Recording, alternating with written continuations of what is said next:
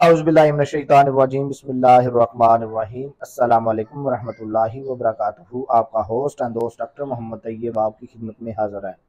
آج ہم بات کریں گے کھانسی کے بارے میں۔ اس سے پہلے آپ سے ریکویسٹ ہے کہ ڈاکٹر محمد طیب یوٹیوب چینل کو سبسکرائب کریں، بیل آئیکن کو کلک کریں۔ Bundle of thanks.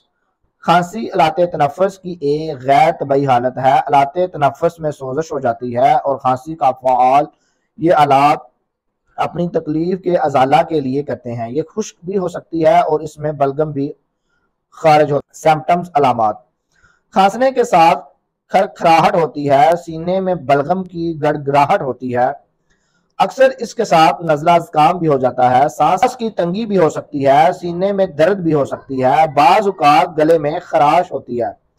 آلات تنفس میں سوزشی علامات پیدا ہوتی ہیں۔ اسباب: کھانسی کی وجہ نزلہ زکام ہو سکتا ہے جو بڑھ کر کھانسی میں بدل جاتا ہے۔ زیادہ ٹھنڈی اشیاء، سرد پانی، آئس کریم وغیرہ سے کھانسی ہو سکتی ہے۔ بچے ناقص گولیاں، ٹافیاں کھاتے ہیں، اس سے کھانسی ہو سکتی ہے۔ ترش اشیاء کے استعمال سے کھانسی ہو سکتی ہے۔ ایلوپیتھک میں نیکسی-لیکس سیرپ ہے، سین کون سیرپ ہے، بیٹا ڈرم سیرپ ہے۔ کوئی اینٹی بایوٹک مناسب استعمال کروائیں، جیسے اموکسل ہے، ویلوسف ہے، سیفیکزائم اور سپٹان وغیرہ۔ اب آتی ہے ہومیوپیتھک میڈیسن کی۔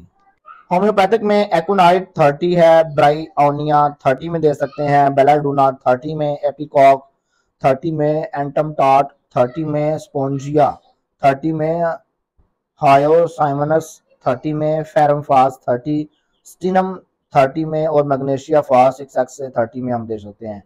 بہت شکریہ ہمارا یوٹیوب چینل دیکھنے کے لیے۔ ڈاکٹر محمد طیب کو اجازت دیجیے۔ اللہ حافظ۔